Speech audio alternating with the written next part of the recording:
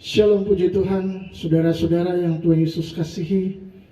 Berjumpa kembali dalam khotbah online GPC Anugerah Bermazmur 22 November 2020. Mari kita berdoa lebih dulu sebelum kita mendengarkan firman Tuhan bersama-sama.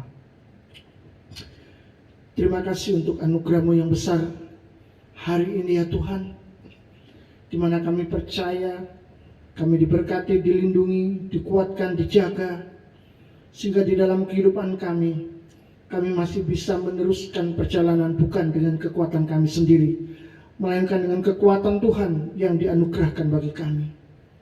Biarlah hari ini Tuhan, ketika kami akan mendengarkan firman-Mu, kami rindu Tuhan berbicara dan berkata-kata kepada kami, sehingga kami boleh semakin dikuatkan dan kami boleh semakin diberkati di masa-masa yang sulit, di masa-masa yang sukar.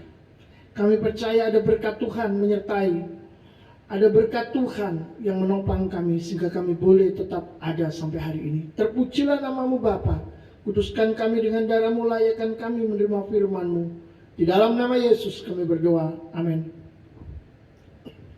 Saudara-saudara, puji Tuhan, saya percaya kita semua ada di dalam perlindungan dan penjagaan Tuhan yang sangat mengasihi kita. Tetapi jika hari ini ada orang-orang yang sedang menghadapi masalah-masalah dan persoalan-persoalan besar, percayalah bahwa firman Tuhan hari ini akan memberikan kepada saudara kekuatan untuk kembali bangkit berdiri dengan pertolongan Tuhan tentunya. Tema firman Tuhan hari ini adalah Aku percaya kepadamu. Saudara-saudara, ada banyak keadaan dan kondisi yang bisa terjadi dalam hidup kita. Dan ketika kita sedang menghadapi waktu-waktu yang menyenangkan, maksudnya adalah di mana hari yang kita sedang hadapi, yang sedang jalani, adalah hari-hari di mana kita tidak ada persoalan, tidak ada masalah, tidak ada kesulitan. Semuanya lancar, semuanya baik. Teman-teman kita baik dengan kita, keluarga kita baik dengan kita, saudara. Keuangan kita baik, dan tidak ada persoalan yang berarti.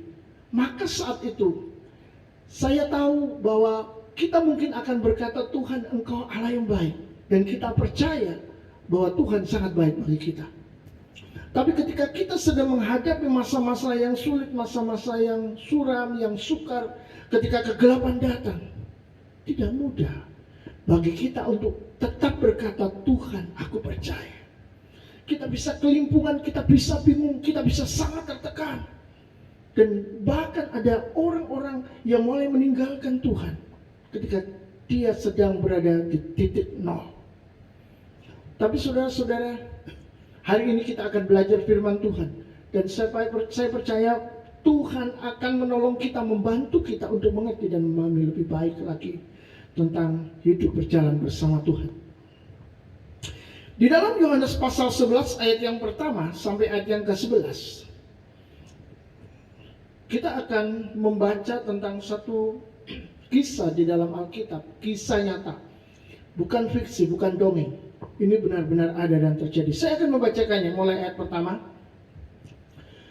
Ada seorang yang sedang sakit, namanya Lazarus. Ia tinggal di Betania, kampung Maria dan adiknya Marta. Maria ialah perempuan yang pernah meminyaki kaki Tuhan dengan minyak mur dan menyekanya dengan rambutnya. Dan Lazarus yang sakit itu adalah saudaranya. Kedua perempuan itu mengirim kabar kepada Yesus, Tuhan, dia yang Engkau kasihi sakit. Ketika Yesus mendengar kabar itu, ia berkata, penyakit itu tidak akan membawa kematian, tetapi akan menyatakan kemuliaan Allah, sebab oleh penyakit itu anak Allah akan dimuliakan. Ayat yang kelima. Yesus memang mengasihi Marta dan kakaknya Lazarus. Namun setelah didengarnya bahwa Lazarus sakit, ia sengaja tinggal 2 hari lagi di tempat di mana ia berada. Tetapi sesudah itu ia berkata kepada murid-muridnya, mari kita kembali lagi ke Yudea. Murid-murid itu berkata kepadanya, Rabi, baru-baru ini orang-orang Yahudi mencoba melempari engkau. Masih maukah engkau kembali ke sana? Jawab Yesus, bukankah ada 12 jam dalam satu hari? Siapa yang berjalan pada siang hari, kakinya tidak terantuk, karena ia melihat terang dunia ini. Tetapi jikalau seorang berjalan pada malam hari, kakinya terantuk, karena terang tidak ada dalam dirinya. Ayat 11.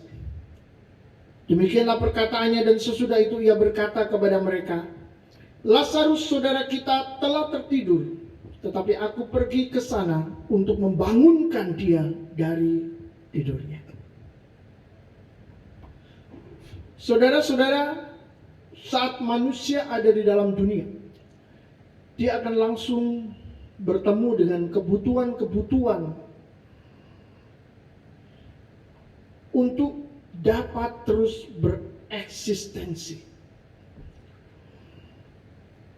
Dan kebutuhan utamanya adalah kebutuhan fisik yang makin berkembang menjadi kebutuhan-kebutuhan yang lebih kompleks.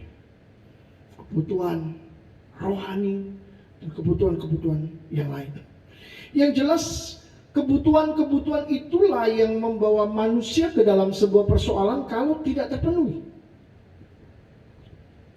Coronavirus telah memporak-porandakan dunia, dan Indonesia adalah salah satu negara yang tertular virus corona.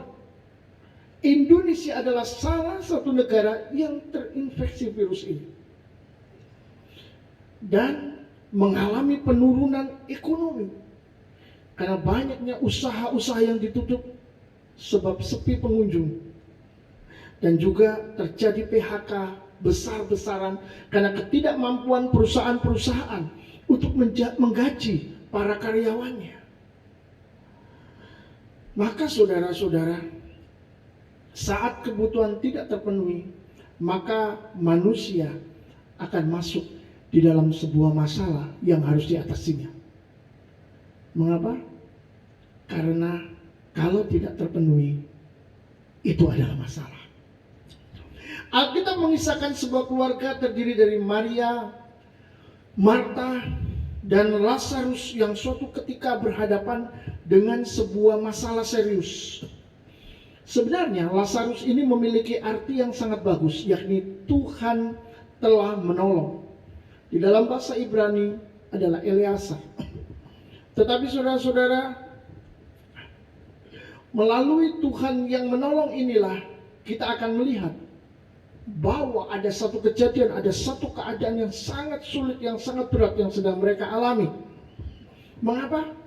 Karena Lazarus, saudara kedua perempuan ini, sakit parah. Ada kebutuhan kesembuhan yang harus dipenuhi. Kalau itu tidak dipenuhi, maka akan terjadi sebuah masalah. Saudara-saudara, tidak ada seorang pun yang bisa menolong Lazarus saat itu, karena kita harus tahu tidak ada teknologi yang canggih di mana ilmu kesehatan berkembang luar biasa seperti hari ini. Yang ada hanya tabib-tabib biasa. Tetapi saudara, yang jelas kedua perempuan ini memiliki jalan sendiri, yakni mereka mengirim kabar kepada Yesus bahwa saudara mereka bernama Lazarus sedang sakit, dengan satu harapan Yesus segera ke sana dan menyembuhkan keluarganya. Maka ada dua hal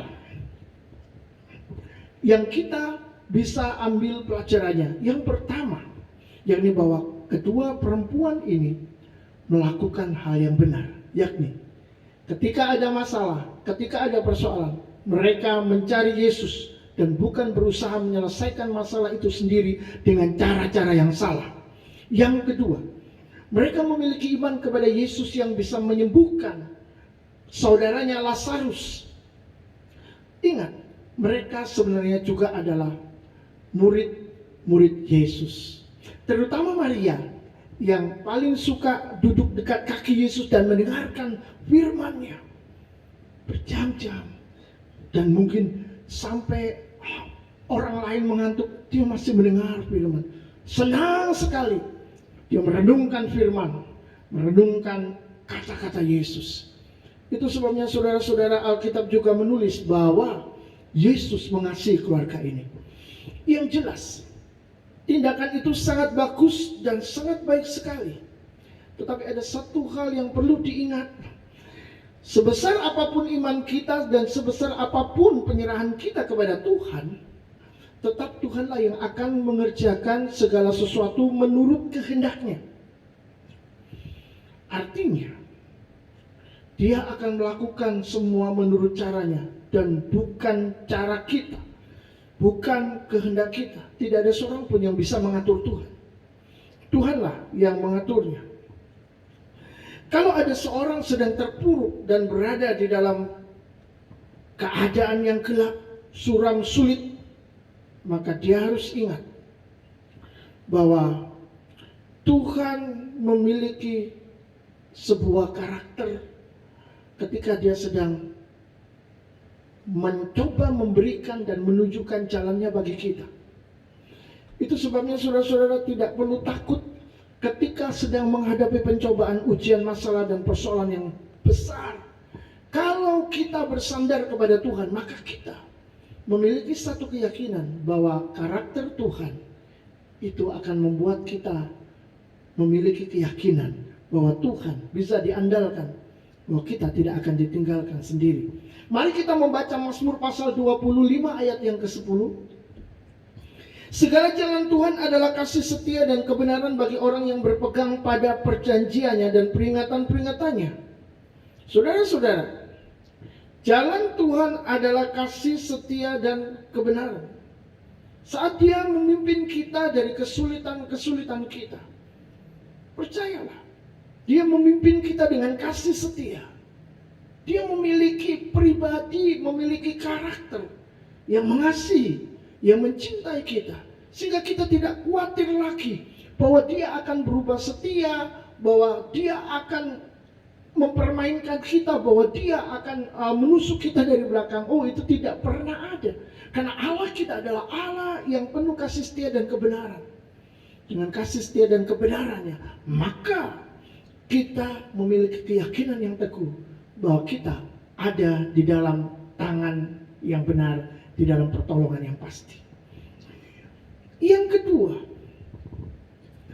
di dalam Yesaya 55 ayat yang ke-9, firman Tuhan berkata, seperti tingginya langit dari bumi, demikianlah tingginya jalanku dari jalanmu dan rancanganku dari rancanganmu. Hal yang penting, kita perlu mengingatnya bahwa jalan Tuhan itu sempurna. Sehingga seringkali jalan Tuhan itu berbeda jauh dengan jalan kita. Tidak sama bahkan. Jadi saudara-saudara, jangan memaksa Tuhan menggunakan cara kita atau metode kita. Tidak akan ketemu. Cara Tuhan ya cara Tuhan.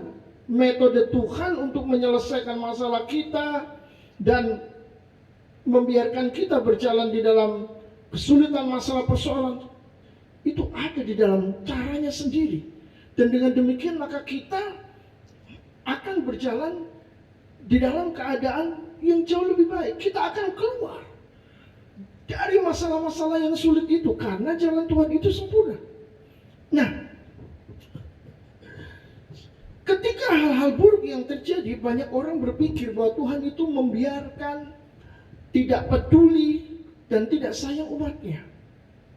Seringkali kita salah paham dengan jalan Tuhan. Mengapa ketika kita sedang terpuruk, ketika kita sedang mengalami kesulitan, Tuhan tidak segera menolong kita, padahal kita sudah berdoa. Ada lagi bahkan yang mulai doa malam, berdoa puasa, dan mencoba melakukan apa saja agar dia bisa keluar dari masalah.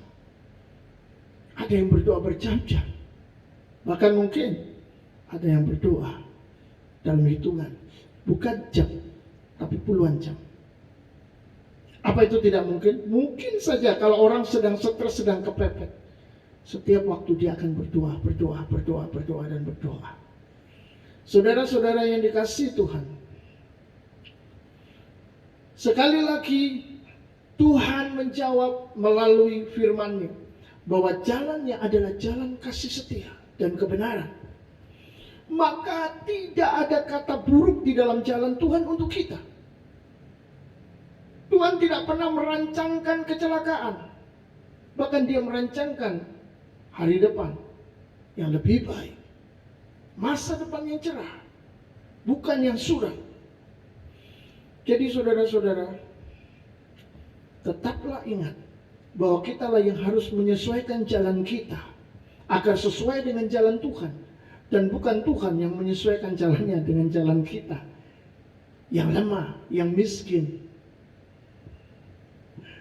yang sangat-sangat tidak bisa menyamai jalan Tuhan yang begitu tinggi. Mengapa? Karena kita sangat terbatas. Kita penuh banyak kekurangan. Suatu kali ketika almarhumah papi saya masih hidup, beliau pernah berkata kepada saya begini. Di dalam ketidakmengertian tentunya, dia berkata, kenapa ya Tuhan itu membiarkan orang-orang jahat itu hidupnya enak, bahkan semakin kuat. Mereka bisa melakukan apa saja yang mereka mau. Kenapa Tuhan tidak langsung saja membunuh mereka, membinasakan mereka sehingga masalah selesai? Saudara-saudara, itu adalah cara berpikir manusia. Kenapa bisa berbeda? Karena memang jalan Tuhan bukan jalan kita. Rancangan Tuhan bukan rancangan kita. Sejauh langit dari bumi, seperti itulah bedanya.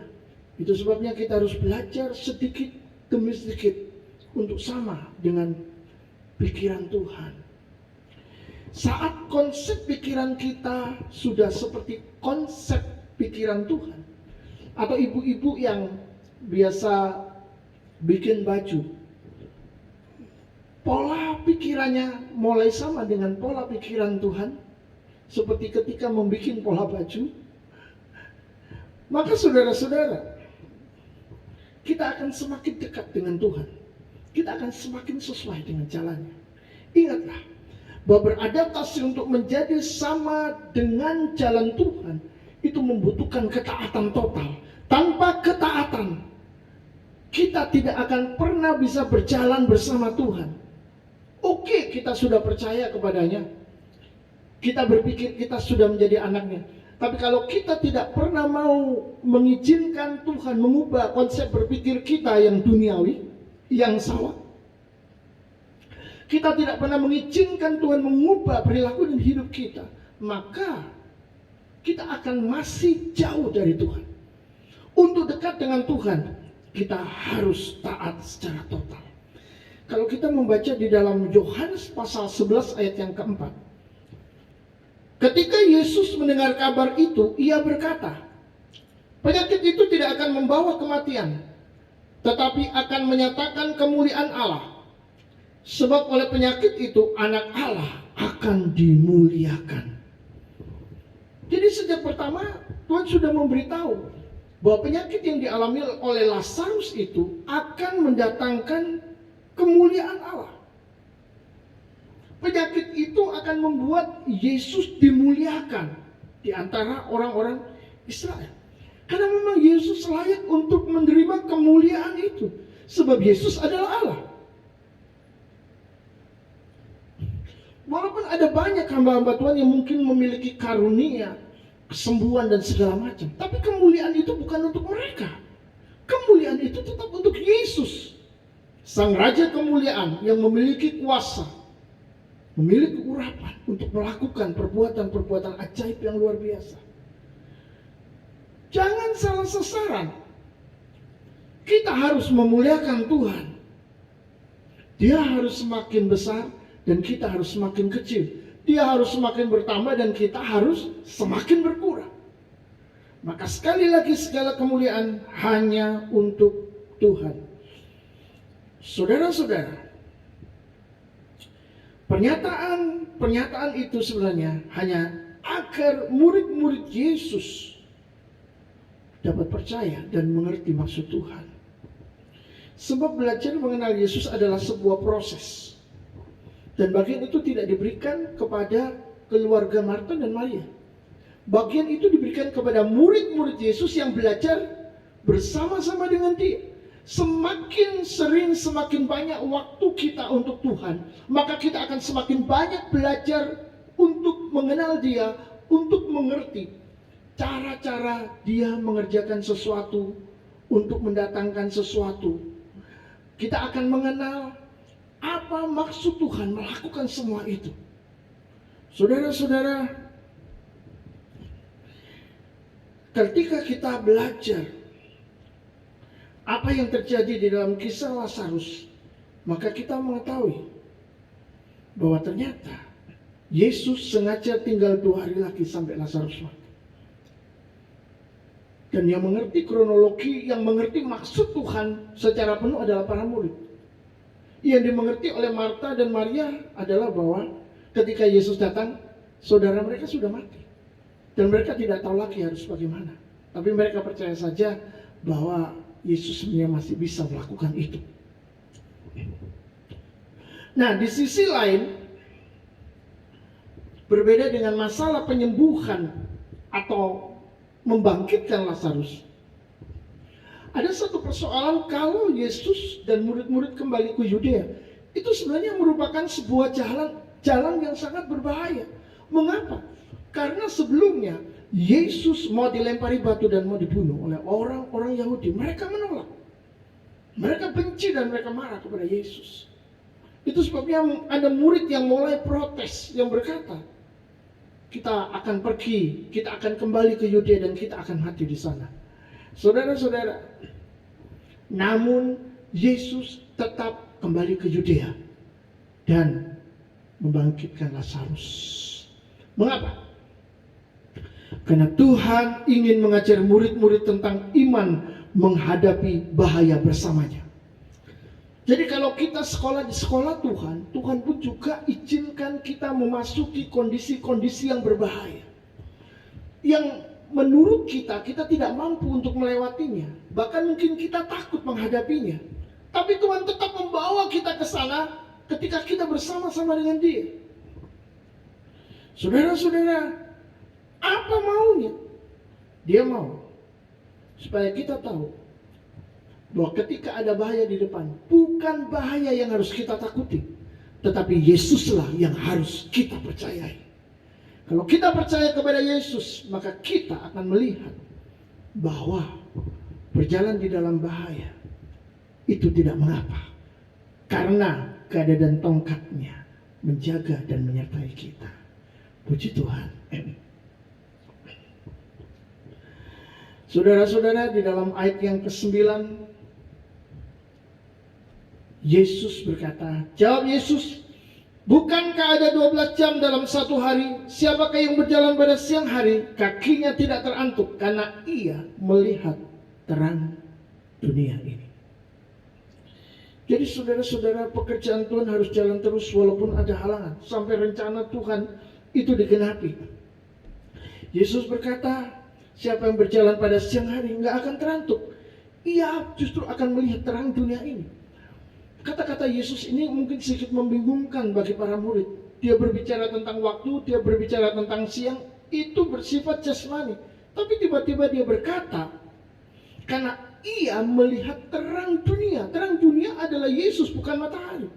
Nah, saudara-saudara yang dikasihi Tuhan, kita perlu belajar satu hal, bahwa Yesus bukan orang biasa. Yesus adalah Tuhan dan manusia. Maka apa yang dikatakannya tidak bisa kita artikan seperti ketika orang biasa berkata-kata kepada orang lain. Kita harus melihat Yesus ini berbicara kepada umatnya, tidak secara umum.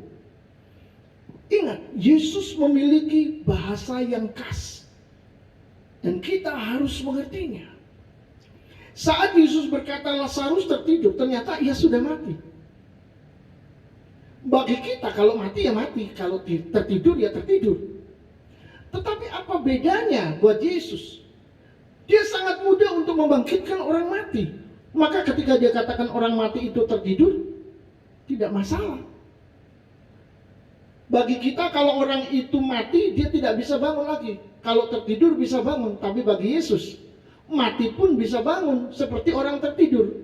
Nah, saudara-saudara, di sini kita belajar tentang bahasa Tuhan. Belajar memahami bahasanya. agar kita nyambung dan kita bisa melihat kemuliaan Tuhan, menerima kemuliaan dari Tuhan. Ayat yang ke-11. Demikianlah perkataannya, dan sesudah itu ia berkata kepada mereka, Lazarus saudara kita telah tertidur, tetapi aku pergi ke sana untuk membangunkan dia dari tidurnya.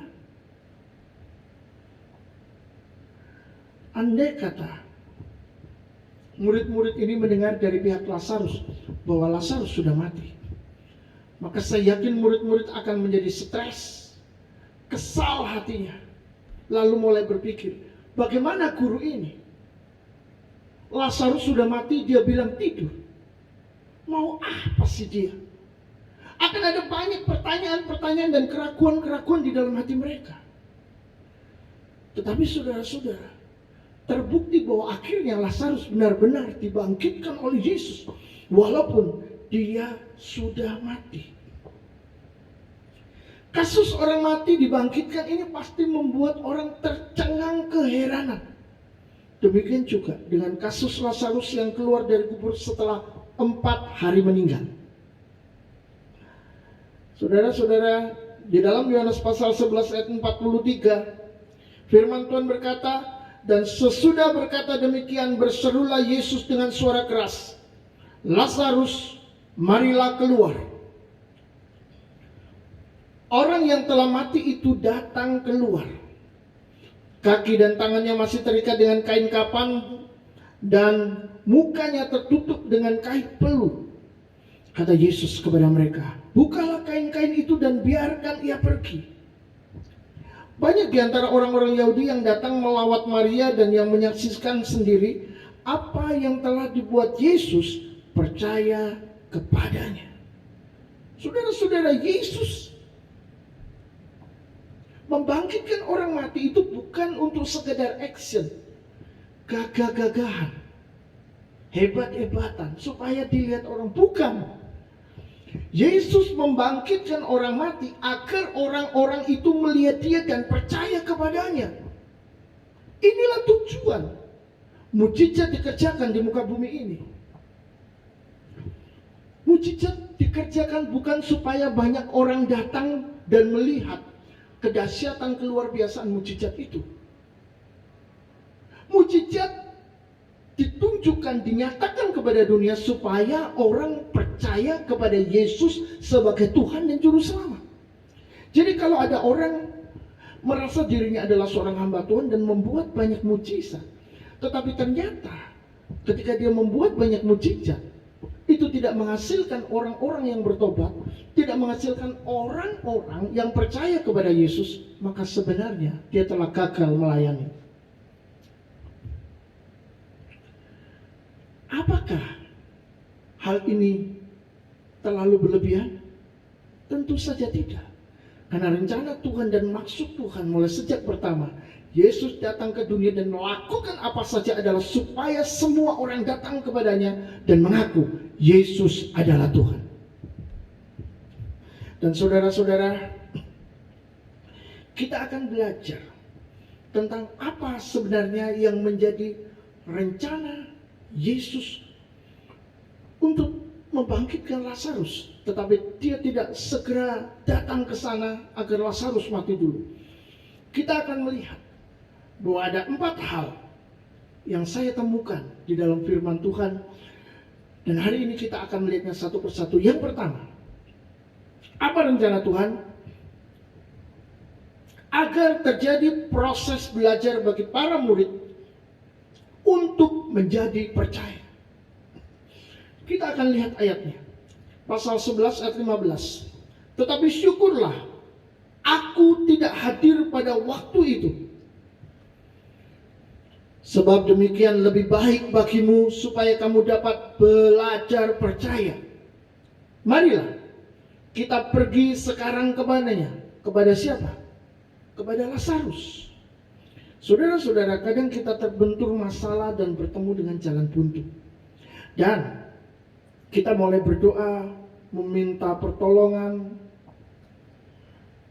Tetapi saudara-saudara, persoalan bukan selesai. Bahkan kadang bertambah parah, bertambah runyam, membuat kita mulai menjadi takut. Kita menjadi begitu putus asa, kita sudah berdoa. Masalahnya tidak selesai. Mengapa Tuhan izinkan itu? Hanya ada satu jawabannya. Agar kita belajar percaya kepada Tuhan. Rencana Tuhan yang kedua adalah supaya keluar pernyataan tentang garansi keselamatan bagi yang percaya Yesus selagi hidup ataupun mati. Melalui kejadian-kejadian, kesulitan-kesulitan hidup, Tuhan mau kita menyadari bahwa Tuhan sedang berbicara kepada kita, entah telinga kita ini mendengar atau tidak mendengar. Entah hati kita ini tipis atau tebal untuk mengerti dan memahaminya. Tuhan sedang berbicara kepada kita di masa-masa pandemi ini. Di masa-masa sulit dan sukar, di mana banyak orang di PHK, ada banyak orang tidak memiliki uang untuk membeli makanan. Ada banyak orang menjadi bingung bagaimana meneruskan pendidikan anak-anaknya untuk berobat dan lain sebagainya. Tuhan sebenarnya sedang berbicara. Itu sebabnya kalau sudah merasa aku tidak mengerti maksud Tuhan, belajar firman Tuhan. Firman Tuhan akan memberitahu kita bahwa Tuhan sedang menyampaikan sesuatu kepada kita. Saudara-saudara, di dalam pasal 11 ayat 25 Yesus berkata, "Akulah kebangkitan dan hidup. Barang siapa percaya kepadaku, ia akan hidup walaupun ia sudah mati." Ini adalah kata-kata yang sangat penting, di mana Yesus memberikan pengharapan akan keselamatan kekal. Akulah kebangkitan dan hidup. Walaupun engkau sudah mati, kalau engkau percaya kepadaku, engkau tetap hidup. Diteruskan di ayat yang ke-26. Dan setiap orang yang hidup dan percaya kepadaku tidak akan mati selama-lamanya. Percayakah engkau akan hal ini? Dan setiap orang yang hidup dan yang percaya kepadaku tidak akan mati selama-lamanya. Jadi saudara-saudara, kalau kita masih hidup sekarang dan kita percaya kepada Yesus, Yesus berkata, kita hari ini yang hidup, yang percaya kepadanya, tidak akan mati selama-lamanya. Roh bisa terpisah dari tubuh, tetapi roh akan mengalami kehidupan kekal bersama dengan Yesus. Dan itu adalah janji, itu adalah garansi, itu adalah jaminan yang pasti.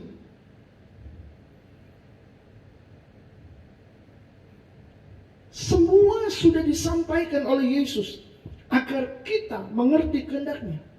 Jika ada yang masih ragu-ragu dengan keselamatannya, ada yang masih khawatir dengan kehidupannya, ketahuilah bahwa Yesus adalah jalan masuk untuk keselamatanmu. Jadi jika hari ini saudara melalui pelayanan online ini, saudara menjadi percaya kepada Yesus, maka saudara sedang mengalami anugerah keselamatan itu dalam hidupmu. Dan itu adalah milikmu. Tidak bisa direbut oleh orang lain, tidak bisa diambil oleh orang lain, tidak juga bisa diambil oleh setan. Tidak bisa, setan tidak mampu untuk mengambil keselamatan yang kau miliki ketika engkau percaya kepada Yesus sebagai Tuhan dan Juru Selamatmu. Ini adalah kebenaran. Yesus sendiri yang mengatakannya. Yang ketiga, apa rencana Tuhan? Dia mau mencelikan mata hati Marta untuk melihat siapa Yesus dengan kacamata Allah.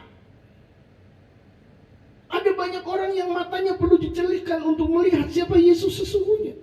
Seringkali kita melihat Yesus dengan kacamata kita sendiri. Itu sebabnya kita keliru, kita salah, kita tersesat. Berapa banyak yang menganggap Yesus hanya seorang manusia biasa, menganggap Yesus hanya ciptaan Allah. Yesus hanya seorang nabi. Yesus tidak lebih daripada manusia. Tuhan tidak berkata demikian. Allah tidak memberikan kesaksian seperti itu di dalam firman-Nya. Justru Tuhan mengatakan, Allah berkata bahwa Yesus adalah Allah yang sama seperti dirinya. Itu sebabnya Allah sangat memuliakan Yesus. Di seluruh Alkitab Perjanjian Baru kita menemukan kebenaran itu. Di dalam pasal yang ke-11 ayat 27 Jawab Marta, "Ya Tuhan, aku percaya bahwa Engkaulah Mesias, Anak Allah, Dia yang akan datang ke dalam dunia." Saudara-saudara, Yohanes Pembaptis, Petrus, perempuan Samaria, dan Marta mengatakan hal yang sama. Yesus adalah Anak Allah. Jadi sejak saat itu pengakuan tentang Yesus yang adalah Anak Allah sudah selesai, sudah terjadi dan sudah final. Jangan percaya jika ada yang mengatakan kalau Yesus itu diakui sebagai Allah pada tahun 300. Saudara-saudara, itu adalah kekonyolan. Yang jelas sejak awal Yesus diakui dan disembah sebagai Allah. Jadi ada banyak orang yang melihat Yesus dengan kacamatanya sendiri dan akhirnya salah paham dan fatal karena dia tidak bisa menerima keselamatan pada akhirnya. Melalui firman Tuhan hari ini, Yesus ingin berkata kepada Anda, percayalah kepadaku, akulah kebangkitan dan hidup. Barang siapa percaya kepadaku, ia akan tetap hidup walau ia sudah mati. Puji Tuhan. Yang keempat, rencana Tuhan adalah agar kita mengalami kemuliaan Allah. Saudara-saudara, tanpa adanya persoalan, tanpa adanya permasalahan, pekerjaan Tuhan tidak akan terlihat. Justru ketika masalah-masalah dan persoalan itu terjadi dalam hidup kita dan kita masuk di dalam pergumulan yang sulit, lalu kita berharap, bersandar, percaya kepadanya, kita mengandalkan Dia, pada saat itulah kita melihat bahwa jalannya diberikan kepada kita dan kita melihat Tuhan. Tuhan yang mampu menolong dan menyelamatkan kita. Saudara-saudara, di dalam pasal 11 ayat yang ke-40, jawab Yesus, "Bukankah sudah kukatakan kepadamu, jikalau engkau percaya, engkau akan melihat kemuliaan Allah?" Inilah keempat rencana Tuhan di dalam hidup kita. Agar yang terakhir, yakni kemuliaan Allah, dinyatakan untuk kita, untuk saya dan saudara. Inilah yang Tuhan mau, kita melihat kemuliaan Allah. Karena kalau kita belum melihat kemuliaan Allah, maka sulit sekali bagi kita untuk percaya.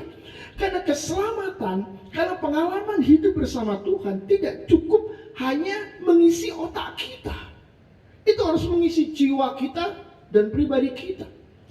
Pengalaman-pengalaman hidup bersama Tuhan itu harus nyata dalam hidup kita, sehingga kita tahu bahwa Tuhan tidak mati. Tuhan itu hidup, Tuhan itu ada, dan Dia beserta dengan kita selama-lamanya. Ada sebuah kesaksian yang sangat indah. Dan hari ini saya WA dengan ibu yang memiliki kesaksian dahsyat ini. Saya mencoba untuk chat dan bertanya lagi supaya saudara-saudara, kesaksian ini adalah kesaksian yang kuat, kesaksian yang tidak dibuat-buat. Saudara-saudara, seorang ibu menceritakan sebuah kejadian dahsyat yang dialami oleh anaknya berumur 5 tahun. Suatu waktu atau saat bangun tidur, dia melihat bahwa wajah anaknya ini bengkak atau bengap. Dan tentu saja dia langsung membawanya ke rumah sakit, di rumah sakit Dr. Sutomo. Dan saat itu dia diarahkan ke poli ginjal. Dan setelah diperiksa macam-macam, secara lengkap ditemukan ada infeksi ginjal di anaknya yang masih berumur 5 tahun. Dan tentu saja rumah sakit pasti menyuruhnya untuk menginap. Tetapi pada saat itu anak ini terpaksa harus pulang. Mengapa? Karena ruang kamar sampai ruang VIP itu semuanya sudah penuh. Jadi dokter mengizinkannya pulang. Dan setelah beberapa hari saat periksa darah dan hasilnya keluar, dokter poli menjadi heran sekali dan bertanya, apakah anak 5 tahun ini dibawa ke dukun? Mengapa? Karena saudara-saudara, anak ini ternyata di dalam pemeriksaan berikutnya menjadi sembuh dalam waktu 3 hari. Dan itu adalah sesuatu yang mustahil, sesuatu yang tidak masuk akal. Saat dokter itu bertanya-tanya apa yang sedang terjadi, asisten rumah tangga ibu ini yang beragama lain, yang belum menjadi seorang Kristen dan percaya, mengatakan bahwa Yesus yang menyembuhkan anak itu. Saudara-saudara, akhirnya dokter berkata kepada anak ini, Stanley, pulang saja. Kemarin dokternya salah. Puji Tuhan, saudara-saudara, ini adalah mujizat yang sangat luar biasa. Tetapi saya yakin kalau saudara cermat mendengarkan apa yang saya sampaikan, saudara pasti akan bertanya, apa yang sedang terjadi? Yang diceritakan adalah anak itu dibawa ke rumah sakit dan diketahui ada infeksi pada ginjalnya dan mukanya bengkak. Lalu beberapa hari kemudian dia dites lagi dan dia sembuh. Kurun waktu antara pertama dia ke poli ginjal, lalu sampai ke poli ginjal lagi yang kedua untuk periksa. Apa yang terjadi di sana? Dan ibu ini menceritakan, saudara-saudara, hari kedua setelah dia dari poli ginjal, asisten rumah tangga yang beragama lain ini justru yang mengatakan kepada bosnya, dibawa ke gereja saja. Siapa tahu anak ini akan menjadi sembuh. Soporo, ada iki waras. Begitu kira-kira saudara. Saudara, di setiap hari Sabtu itu ada doa kesembuhan di gereja Manyar. Saya sebut gerejanya supaya saudara tahu bahwa ini adalah sebuah kisah nyata. Dan akhirnya mereka bertiga naik becak mengikuti kebaktian. Nah, saat altar call, ketiga-tiganya, ibu ini, asisten rumah tangganya, dan anaknya yang berumur 5 tahun bernama Stanley ini maju ke depan. Lalu saudara-saudara, hambanya pendeta Stephen Tong menumpangkan tangan dan mulai mengucapkan kata-kata yang dia sendiri tidak tahu. Stephen Tong tiba-tiba berkata, Tuhan, gantilah ginjal anak ini dengan ginjal yang baru. Tentu saja ibu ini terpelanjat. Dia tidak menginformasikan hal itu kepada siapapun. Dan dia baru saja datang. Bagaimana hamba Tuhan ini bisa tahu? Saudara-saudara, hamba Tuhan ini tidak tahu. Tetapi Tuhan tahu. Dan setelah amin, Stanley yang masih berumur 5 tahun, yang masih lugu ini bercerita. Dia berkata, Ma, tangan Tuhan Yesus itu gede, tangan Tuhan Yesus itu besar. Dan mamanya bertanya, kamu tahu dari mana? Dan anak ini berkata, tadi tangan Yesus itu memenuhi seluruh gereja ini. Wow. Saudara-saudara, dia mendapatkan penglihatan supranatural tentang tangan Tuhan. Dan yang terjadi adalah dia disembuhkan oleh Tuhan. Anak yang berumur 5 tahun yang disembuhkan dari infeksi ginjal ini sekarang sudah berumur 32 tahun. Dan tadi waktu saya chat, sang mama berkata anaknya saat ini giat melayani Tuhan sebagai tanda pengucapan syukur kepada Tuhan yang baik yang sudah menyembuhkan dia. Oh, puji Tuhan, luar biasa. Saudara-saudara, ada 3 hal yang perlu kita perhatikan. Yang pertama, izinkan Tuhan memproses kita untuk kita bisa belajar percaya kepada Tuhan. Itu artinya kita harus mengizinkan Tuhan membawa kita kepada keadaan-keadaan yang mungkin kita tidak inginkan sendiri. Tentu saja harus melalui jalan yang dipilih Tuhan sendiri yang dianggapnya tepat untuk kita.